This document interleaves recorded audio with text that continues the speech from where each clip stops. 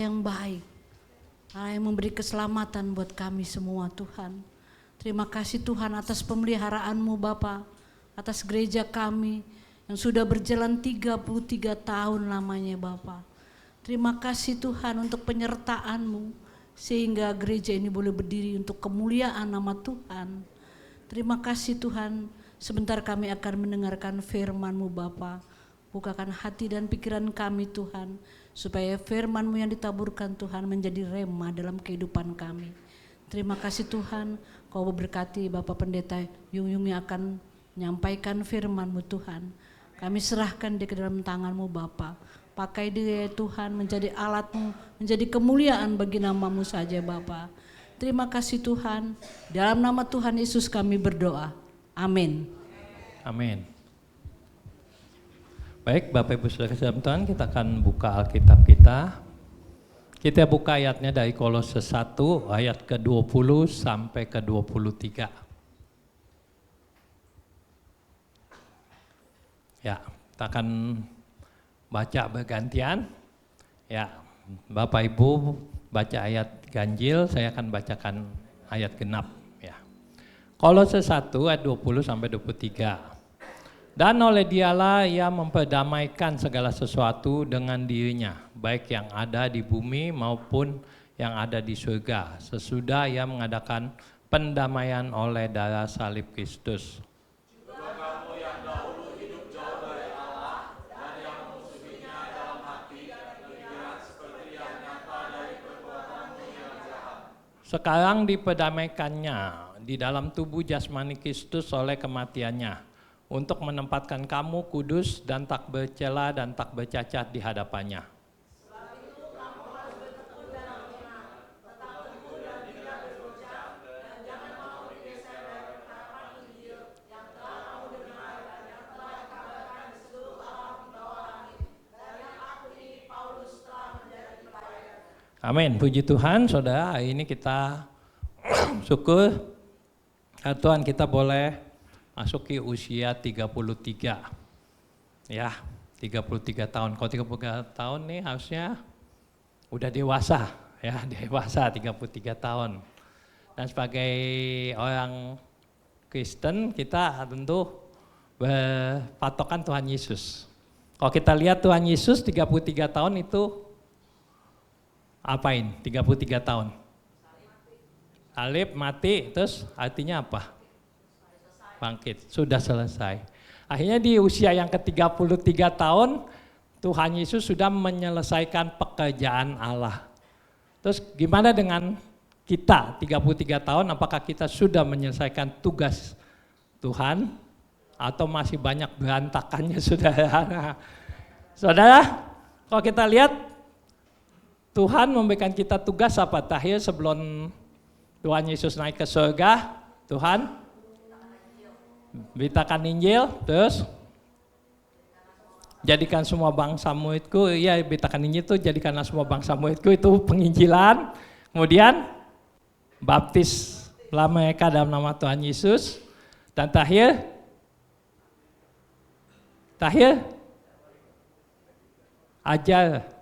ajarkanlah mereka melakukan. Jadi pertama itu penginjilan saudara. Jadi saudara yang di sini artinya saudara sudah terima Tuhan Yesus karena sudah ada yang nginjilin saudara, betul? Entah saudara Kristennya karena emang ada yang nginjilin, entah karena saudara keturunan. Yang penting saudara udah diinjilin, sudah terima Tuhan Yesus, amin? Ayo, benar. Yang kedua, baptis. Saudara sudah dibaptis? Sudah, amin. Yang ketiga, ajarlah mereka, berarti dimuridkan. Saudara udah dimuridkan? Nah ini betul, berarti sesuai. Berarti saudara dan saya sama saudara. Saudara, pada waktu pertama kali saya Mei awal itu dalam sidang MD. Nah ngapa saya ada nyinggung soal pemuritan dulu sebentar ya saudara. Dalam sidang MD, majelis MD itu kalau anak sekarang taunya apa? Makanan cepat saji. Ini bukan makanan cepat saji saudara ya. MD kita itu majelis daerah. Nah ketua umum GBI Pak Ruben itu dalam salah satu sesinya dia sempat berbicara begini saudara. Dia bilang kegiatan-kegiatan gereja, proyek gereja itu tidak membuat iman bertumbuh. Kalau saudara cuman ngadain acara ulang tahun gereja, selesai bubar.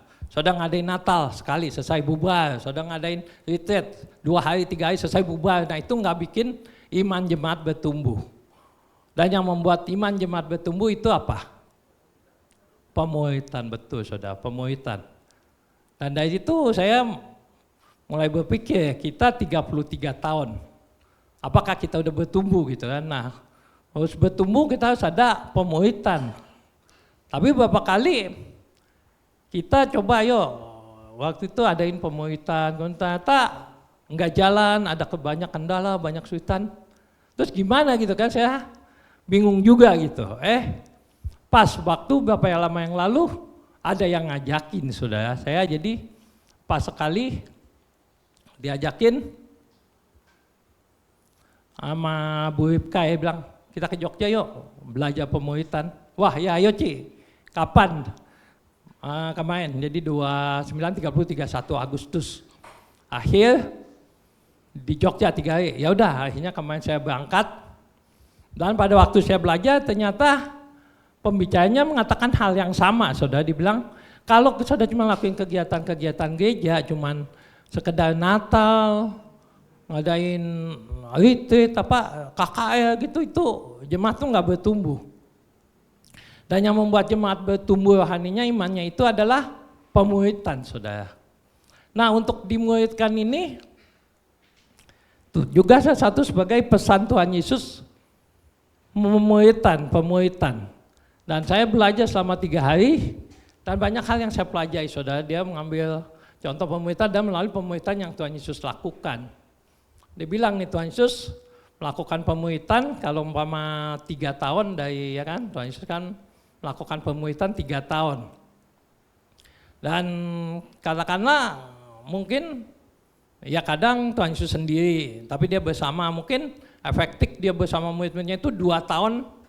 Efektif yang benar-benar gitu ya. Tapi banyak gereja itu mengharapkan misalnya gembala, pemimpin gereja ya udah ngadain pemulitan berapa 3 bulan, gue bilang. Lah ini Tuhan Yesus saja dengan orang kapasitas yang jauh di atas pendeta-pendeta, benar nggak saudara? Di atas gembala dia perlu orang buat memuridkan muridnya itu 2 tahun. Nah kita yang bukan apa-apa ngarepin 3 bulan bisa jadi, saudara. Ini kan satu hal yang mustahil, dia bilang. Pemulitan itu bukan satu hal yang cepat, dan ini panjang, saudara, butuh waktu. Dan ini butuh kerjasama, butuh komitmen semua. Nah dari itulah makanya untuk pemulitan ini butuh komitmen semua. Jadi bukan hanya dari gembala, bukan hanya dari penatua, majelis, tapi dari keseluruhan termasuk jemaat sampai gembala. Nah itu butuh satu komitmen yang kuat bisa menjalankan pemulitan ini. Dan situ saya banyak dia belajar, banyak maksudnya diajarin banyak kesalahan-kesalahan gereja, kenapa pemulitan kok sampai nggak jalan ya kan, sampai bubar, terus gimana mulainya, materinya gitu. Nah itu saya banyak belajar, wah inilah. Saya bilang mungkin ini waktunya ya, jadi udah 2 kali Tuhan tunjukin. Dan ini tugas kita 3-3 dan pas banget gitu semain malam. Saya ingat 3-3, pas banget gitu ya. Jadi Tuhan Yesus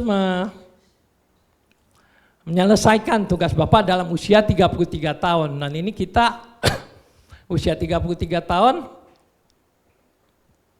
kita akan menyelesaikan tugas Tuhan Yesus yang terakhir yang Tuhan tugaskan, yaitu memuridkan, jadikan bangsa muridku. Ya, nah ini pembukaan yang sebenarnya enggak saya siapin di khotbah, tapi baru saya dapat 3 hari yang lalu, saudara. Jadi rasa kok bisa pas gitu ya. Baik, Bapak Ibu Saudara, kita kembali kepada firman Tuhan di sini. Dalam Kolose 1 ayat yang ke-23 dikatakan, bab itu kamu harus bertekun dalam iman. Ya, iman ini tadi sudah dikatakan buat Bapak Ibu Saudara semua sudah terima Tuhan Yesus. Ya, di dalam ayat 20 sampai 22-nya itu katakan bahwa Yesus yang mendamaikan. Jadi mendamaikan artinya Yesus sudah mati di kayu salib untuk menebus dosa-dosa kita dan kita menerima. Nah itu iman. Iman inilah yang menyelamatkan, kita menerima Kristus. Nah, iman ini sudah kita terima. Dan setelah iman itu di sini dibilang harus bertekun. Nah, kata bertekun ini saudara, kalau kita lihat tekun, ini kita nggak bisa lihat misalnya seorang anak kecil, dia hanya sekali. Kita lihat lagi duduk, terus pegang buku, terus kita lihat, ini anak tekun amat gitu. Padahal kita cuma baru lihat, ini anak baru sekali dia lihat pegang buku, belajar gitu. Dan itu belum bisa dibilang tekun. Atau kita melihat orang, sekali lagi pegang Alkitab, lagi buka. Terus kita nggak bisa bilang, ini orang tekun amat baca Alkitabnya gitu. Padahal kita baru lihat sekali, baru sebentar kali, apalagi cuma numpang lewat, saudara. Enggak, saudara. Tapi kalau diingat bertekun, artinya apa? Kita harus sungguh-sungguh, harus rajin, terus menerus, jangka panjang, dan harus sungguh-sungguh, harus ada usaha, ya kan? Harus ada usaha. Jadi nggak bisa saudara bertekun itu santai-santai gitu kan. Saudara, kalau dalam dunia pendidikan itu udah terkenal saudara. Jadi istilah gini, kadang orang yang tekun itu bisa mengalahkan orang yang pintar. Kadang anak sekolah, kadang kita lihat kayaknya IQ-nya sih biasa-biasa aja gitu. Terus kita ada anak, ini anak nih kayaknya pintar gitu. Tapi pas penilaian ambil rapot zaman dulu, kalau zaman sekarang tuh udah nggak ada nilai ya, jadi nggak bisa dibandingin. Zaman dulu nilai ternyata kadang kok anak yang biasa-biasa aja, tapi dia tekun ternyata kadang bisa prestasinya lebih baik dari anak yang pintar, betul nggak saudara? Ya, dan ini banyak terjadi, kayak kita tahu cerita tentang kura-kura dan kelinci balapan lari, ya kan? Nah, si kelinci larinya cepet, tapi tengah jalan dia duduk, dia santai-santai. Nah, dengan si kura-kura emang jalannya dia pelan-pelan, tapi dia berjalan terus. Akhirnya yang menang si kura-kura. Nah, saudara, beginian juga dalam iman. Iman ini Tuhan udah bilang bahwa siapa yang terdahulu akan menjadi terkemudian, yang terkemudian akan menjadi terdahulu. Nah, makanya sini kita mesti sungguh-sungguh. Kita mesti bertekun dalam iman. Ya, di sini Rasul Paulus kita mau ambil contoh dari 2 Timotius 1 ayat 5 ya. 2 Timotius 1 ayat 5 dikatakan begini. Sebab aku teringat akan imanmu yang tulus ikhlas, yaitu iman yang pertama-tama hidup di dalam nenekmu Lois dan di dalam ibumu Eunike. Dan yang aku yakin hidup juga di dalam dirimu. Nah, saudara, ini berarti satu panjang nggak waktunya dari nenek ke anak, anak ke cucu. Ini kurang lebih berapa lama? Jarak nenek dan cucu. Kalau zaman dulu mungkin dari nenek saya sampai cucu jarak mungkin 30-40 tahun. Kalau zaman sekarang udah pasti lebih dari segitu, karena zaman sekarang nggak mungkin itu usia belasan tahun menikah, ya kan? Kalau dulu mungkin belasan tahun. Berarti kalau mereka hidup di zaman dulu yang mungkin usia belasan tahun, berarti minimal udah 30 tahun. Kalau misalnya si Lois menikah 15 tahun punya anak, Eunike 15 tahun punya lagi anak si Timotius, berarti minimal tuh udah 30 tahun saudara. Berarti ini jangka waktu yang panjang. Dan dalam 30 tahun tentu mereka harus terus bertekun, harus terus berjuang dengan iman, ya kan? Kadang orang tua yang sungguh-sungguh gitu, anaknya aja ada yang bisa terhilang, saudara. Betul nggak saudara? Apalagi orang tua yang nggak sungguh-sungguh, saudara. Nah, ini saudara, jadi makanya Rasul Paulus mengingatkan sekali, penting sekali kita itu berjuang. Kita mempertahankan iman kita, saudara. Jadi nggak bisa santai-santai hanya sekedar, saudara. Ya kan? Tadi apa yang sudah diwariskan oleh dari nenek kepada orang tua kepada cucu, itu harus kita perjuangkan iman kita kepada Tuhan. Ya. Yang kedua, tekun, lanjut, dan kokoh, teguh. Dan teguh, kuat, dan kokoh. Ya, dan buka dari 1 Timotius 1 ayat 3-6. Kita baca gantian ya, saya baca ayat ganjil, Bapak itu baca ayat genap. Ketika untuk meneruskan perjalananku ke wilayah Makedonia, aku telah mendesak engkau supaya engkau tinggal di Efesus dan menasihatkan orang-orang tertentu agar mereka jangan mengajarkan ajaran lain.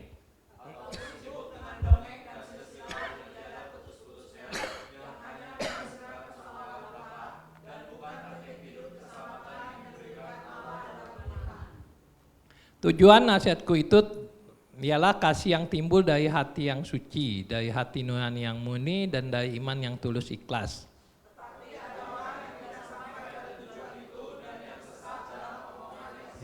Ya, kita harus teguh kokoh, saudara. Kadang orang banyak sekali ajaran-ajaran sesat, betul kan? Bahkan termasuk hamba-hamba Tuhan pun kadang banyak yang khotbahnya udah mulai menyimpang, ya kan? Ada yang mengakui bilang, oh Yesus bukan Tuhan, tuh kan? Ajaran-ajaran itu ada yang gonta-ganti pasangan dan ada lagi ajaran-ajaran aneh-aneh, ya kan? Mungkin yang baru, mungkin yang sudah tahu ajaran Kristen progresif, ya kan? Atau yang ajaran dari Korea itu yang terakhir itu apa tuh namanya, ya kan? Nah itu banyak, saudara.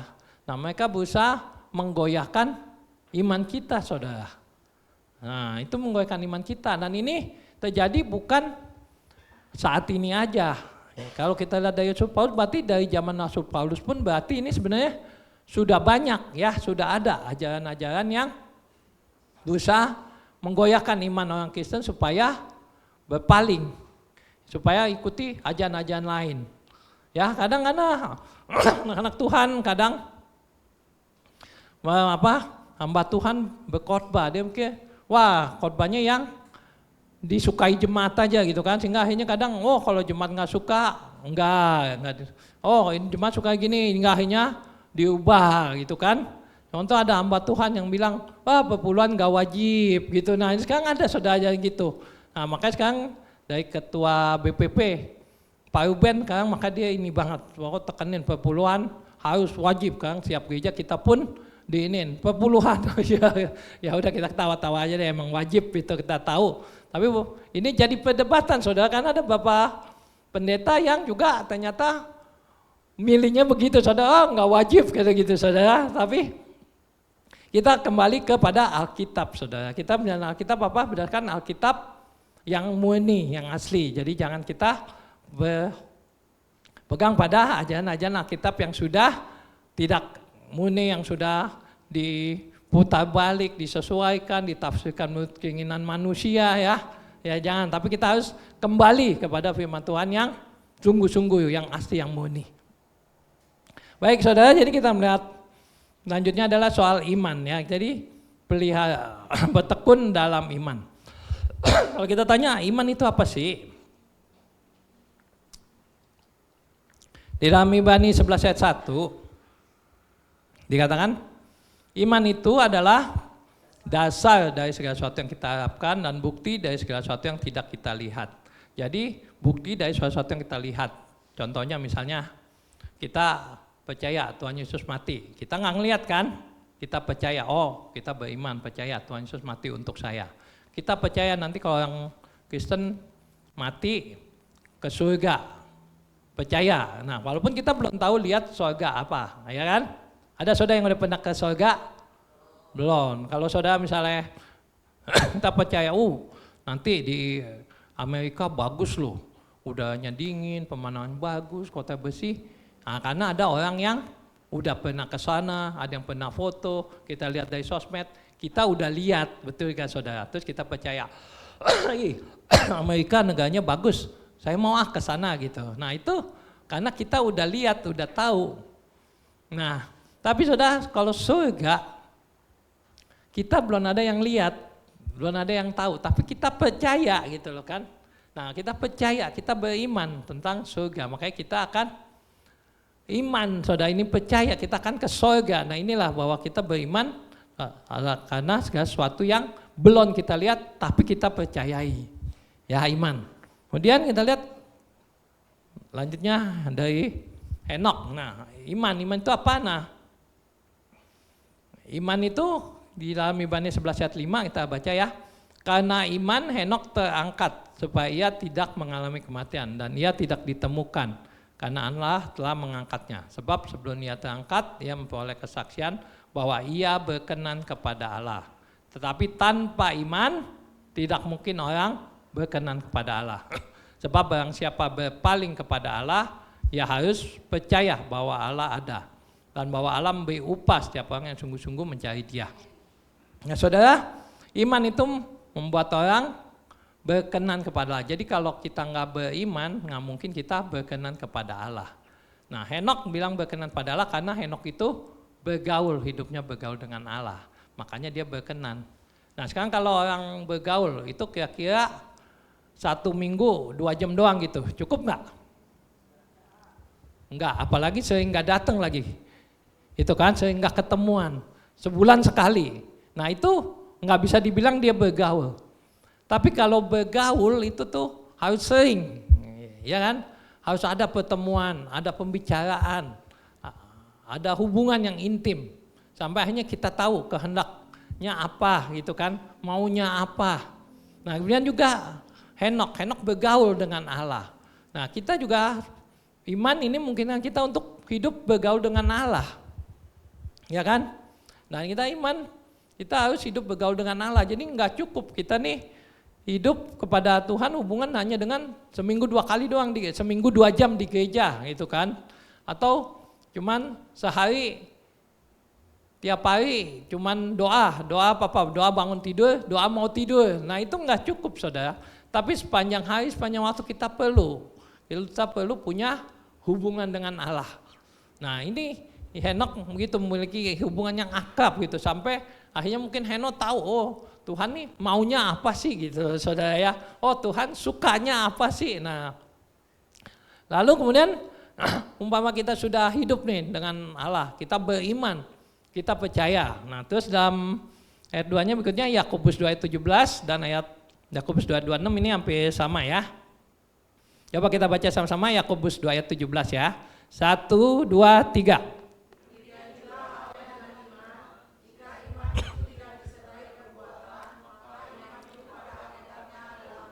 Mati. Nah, kemudian kita baca yang Yakobus 2 ayat 26, 1, 2, 3.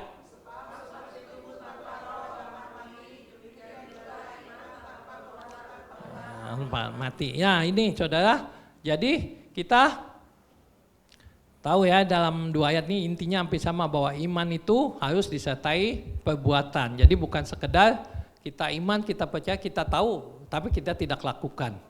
Nah salah satu kemarin pas saya dapat pemuritan itulah adalah itu. Jadi bukan sekedar dikasih tahu kamu begini begitu, tapi dia mementingkan pemuritan itu adalah membuat perubahan karakter.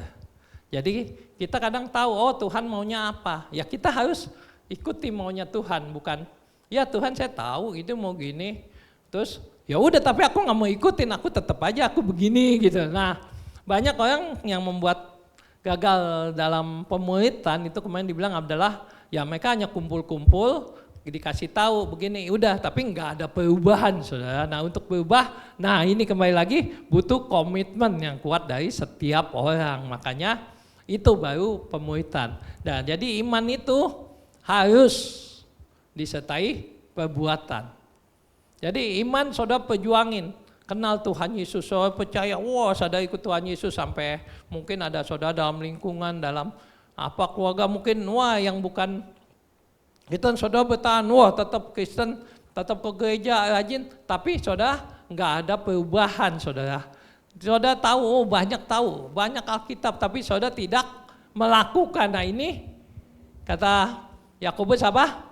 Mati imannya, jadi sia-sia iman kita. Makanya iman itu perlu disertai dengan perbuatan.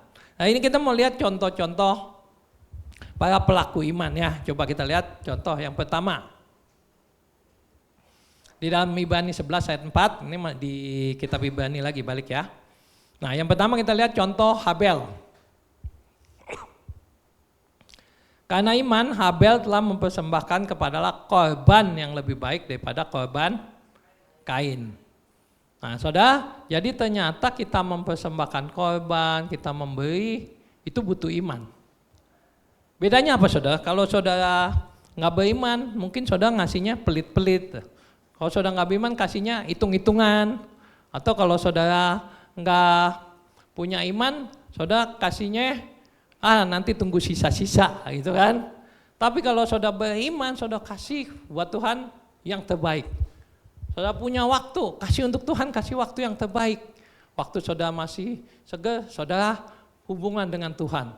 Bukan saudara sepanjang hari, kadang banyak orang melakukan kegiatan ini itu, wah aktif gitu.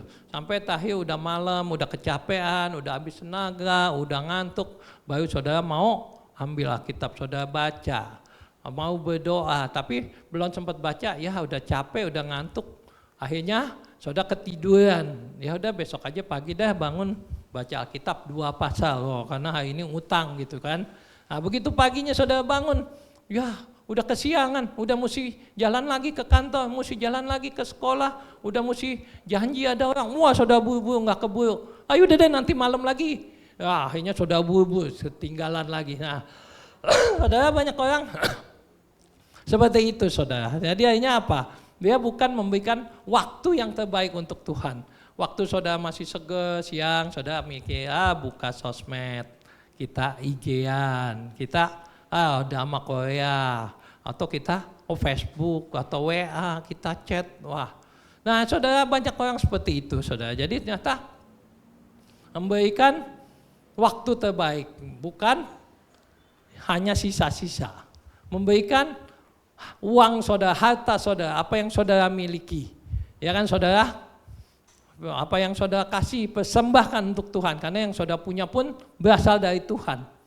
Nah, saudara, kalau kita lihat pada waktu Tuhan Yesus di Bait Allah, duduk di dalam kotak persembahan. Terus Tuhan Yesus melihat ada seorang janda memasukkan 2 keping perak. Kemudian saudara lihat orang kaya, Tuhan Yesus lihat orang kaya masukin 1 kantong uang. Nah, tapi yang dinilai Tuhan lebih besar mana?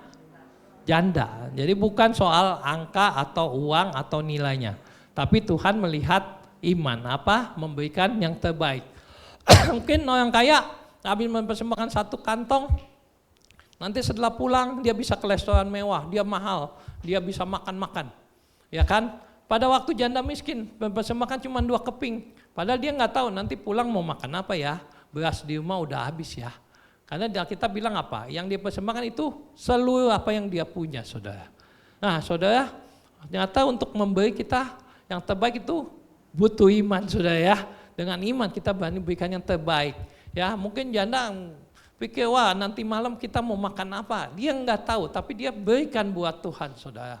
Nah, saudara, maka itu kita belajar untuk berarti Habel mau memberikan yang terbaik untuk Tuhan.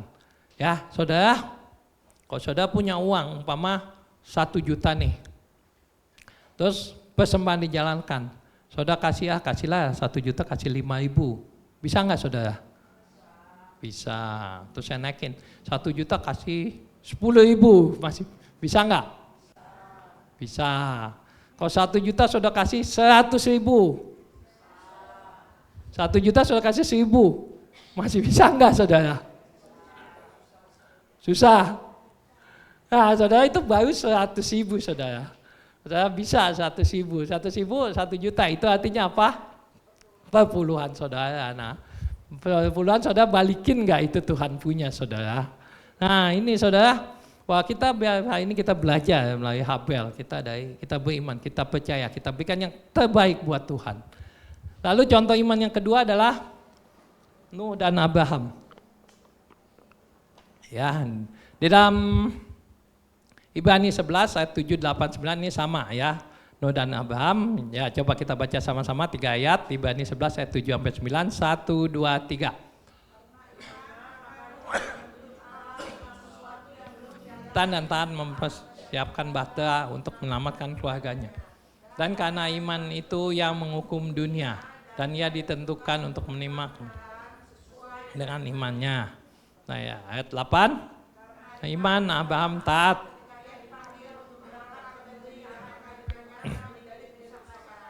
Lalu ia berangkat dengan tidak dari tempat yang ayat 9.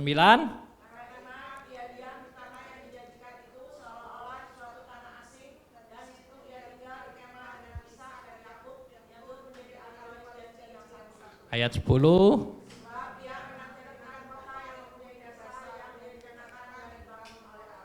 Ya, saudara, jadi karena iman Nuh dan Abraham taat. Saudara, kalau Nuh umpama sekarang ini tinggalnya di daerahnya kampung pulau atau daerah tinggal kapal gading gitu, dibilang Nuh kamu bikin perahu, bentar lagi Jakarta mau banjir. Nah mungkin Nuh oh iya ya, karena emang itu udah langganan banjir saudara, jadi Nuh oh bikin gitu kan. Tapi kalau Nuh tinggalnya di daerah Pondok Bambu gitu saudara, yang nggak pernah banjir, disuruh bikin, Nuh kamu bikin perahu bentar Januari Jakarta banjir nih katanya. Terus Nuh kira-kira mau bikin nggak ya saudara? Nah mikir-mikir kan, wah banjir Jakarta ya, banjir mah nanti kampung pulau Kelapa Gading itu yang banjir. Pulau Gadung mah Pulau Gadung Pondok Bambu mah aman, gak banjir gitu saudara ya. Mungkin saudara Nuh ada pikir gitu, itu kalau kita saudara ya, kalau kita mungkin berpikir seperti itu saudara. Tapi kita melihat Nuh itu pada waktu disuruh bikin bahtera, Nuh itu nggak berpikir seperti itu, oh nanti kira-kira akan hujan, oh nanti banjir. Enggak pernah hujan, nggak pernah banjir. Hujan sih hujan, tapi nggak pernah banjir. Apalagi sampai tenggelam pada kelelep ya kan orang. Nah, tapi dia taat, dia bikin, tuh udah bikin, dia masukin lagi binatang-binatang ya kan, satu jenis, tiap jenis dia cariin sepasang masuk. Nah, saudara mungkin waktu itu juga orang-orang banyak yang ngeledekin Nuh ya kan, kalau orang yang nggak percaya ditanya, Nuh ngapain kamu? Iya Tuhan suruh saya bikin bahtera nih, nanti mau ada banjir besar. Wah mungkin dia banyak diketawain orang, banyak menghadapi diledekin orang, ya banyak tantangan. Tapi Nuh tetap taat saudara, dia lakukan. Kayak ini mungkin kita ya banyak menghadapi tantangan, banyak masalah, banyak orang-orang seling kita yang mereka mungkin mentertawakan kita. Tapi mari saudara kita belajar seperti Nuh dan Abraham, kita mau tetap taat, ya kita tetap taat sama Tuhan. Ya mungkin kadang keinginan Tuhan berbeda, ya berbeda dengan keinginan kita. Mungkin dibilang wah badan tengah malam lagi enak-enak tidur, tiba-tiba Tuhan suruh bangun berdoa. Saudara berdoa enggak atau lanjutin tidur saudara? Doa. Nah ini saudara, kadang tantangan terbesar begitu, kadang tengah malam orang lagi ngantuk, tidur, tiba-tiba Tuhan bangunin suruh berdoa. Nah nggak gampang saudara ya, tapi saudara bangun taat doa, saudara kita belajar Nuh. Atau kita contoh lihat Abraham pada waktu disuruh Tuhan pergi, dia itu meninggalkan zona nyaman saudara. Jadi dia udah enak, dia kaya di tanahnya sendiri, tiba-tiba suruh pergi kemana yang gak tahu, dia yang gak jelas, ya kan? Kalau zaman kita sekarang mungkin kalau kita Abraham, kita pasti ngapain? Google dulu kan? Tinggal Google, suruh pergi dari negerimu ke tempat tunjukkan, nama daerahnya apa? Nah dia tinggal search Google, dia lihat, oh ini nanti daerahnya begini. Oh terus, oh daerahnya apa pencariannya, mata pencariannya utama ini, oh banyak ini, oh banyak wisata, oh kemana, oh nanti transportasi, oh bahasanya pakai apa. Nah mungkin kalau zaman sekarang si Abraham bisa Google dulu betul saudara ya. Tapi zaman dulu nggak ada saudara, suruh pergi aja ke daerah yang benar-benar nggak tahu, yang sama sekali dia buta saudara. Tapi waktu itu Abraham mau saudara, Abraham pergi dan Abraham taat saudara. Nah ini pergumulan banyak saudara, mungkin kita dengar cita-cita hamba-hamba Tuhan ya, mungkin lagi kerja, lagi usaha, tiba-tiba Tuhan panggil karena tinggalin kerjaan, suruh pelayanan full. Nah itu saya tahu saudara, itu pasti pergumulan berat saudara. Itu enggak gampang saudara buat gitu, kita udah lagi enak-enak, udah lagi kerja, tiap bulan lancar ya kan.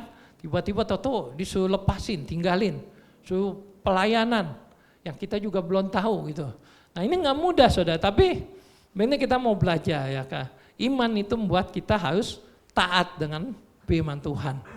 Lalu lanjut ke tiga, nah karena iman, iya itu maksudnya Abraham ya. Ia dan Sarah beroleh kekuatan untuk menurunkan anak cucu walaupun usianya sudah lewat. Karena dia menganggap dia yang memberikan janji itu setia. Saudara, Karena iman, dia percaya walaupun itu mustahil, tapi itu akan terjadi, ya kan? Kalau itu Abraham lihat karena umurnya, nggak mungkin saya udah tua bisa bikin anak, punya anak, ya kan? Saya udah tua nggak mungkin punya anak. Tapi walaupun itu mustahil, tapi Abraham tetap percaya, itu iman. Ya iman itu melakukan mustahil. Tapi saudara jangan menganggap bahwa iman itu apa? Oh iman kalau sakit didoain sembuh. Terus nggak punya uang tiba-tiba didoain ada orang kirim uang. Oh apa nggak punya kerjaan didoain tahu-tahu ada yang dapat kerjaan. Saudara oh nggak punya jodoh berdoa tahu-tahu Tuhan kirim tahu-tahu ada orang dapat jodoh. Nah saudara tadi yang pertanyaan begini, kalau misalnya saudara iman bilang saudara oh sakit didoain sembuh. Nah terus kalau sakit didoain tahu-tahu meninggal. Nah itu artinya apakah saudara beriman enggak itu?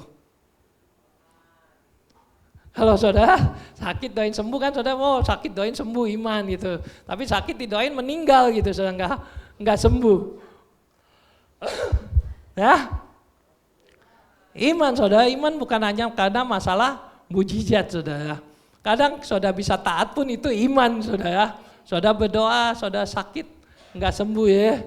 Saudara, Pak Stephen Tong pernah berkhotbah, dia ngomong, dia sampaikan begini, iman itu jangan karena orang sakit sembuh iman saudara. Nah orang sakit mati pun itu kehendak Tuhan saudara.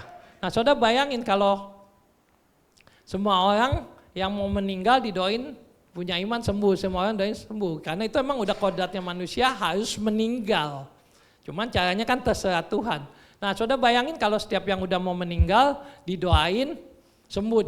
So artinya nggak ada manusia yang meninggal. Berarti sampai saat ini Adam, Nuh, Abraham masih hidup. Nah saudara bayangin kalau orang udah umur 7.000 tahun, 6.000 tahun masih ada sampai sekarang gimana gitu saudara ya. Gimana kalau kita kadang orang mungkin umur udah, sekarang kita lihat nih umur udah 100, 110 aja apa. Kayaknya hidup aja udah susah gitu ya saudara. Apalagi kalau yang umurnya sampai 6.000 tahun, 5.000 tahun. Itu seperti apa? Terus dunia ini penuhnya kayak apa saudara? Nah maka itu jadi jangan menganggap bahwa iman itu kalau sakit sembuh. Tapi kalau iman kita berdoa meninggal itu pun memang itu kodratnya manusia bahwa semua manusia pasti mati. Nah yang penting adalah iman bagaimana kita masa hidup itu mempersiapkan. Nanti kalau suatu saat kita harus pulang ke rumah Bapa di surga, kita nggak ada yang tahu waktunya kapan. Betul saudara? Kita nggak tahu kapan waktunya nanti kita akan pulang ke rumah Bapa di surga. Yaitu setiap orang pasti satu saat akan pulang. Cuman waktunya yang nggak tahu. Nah selama hari ini kita masih Tuhan kasih kesempatan, mari kita persiapkan hati kita, persiapkan diri kita untuk kita nanti kalau sewaktu-waktu Tuhan harus panggil kita pulang, kita sudah siap. Amin. Amin. Saudara, demikian firman Tuhan. Mari kita respon firman Tuhan, kita akan tunduk kepala, kita akan berdoa. Tuhan Yesus, Bapa di surga, terima kasih Tuhan buat siang ini, hamba-Mu boleh menyampaikan kebenaran firman-Mu.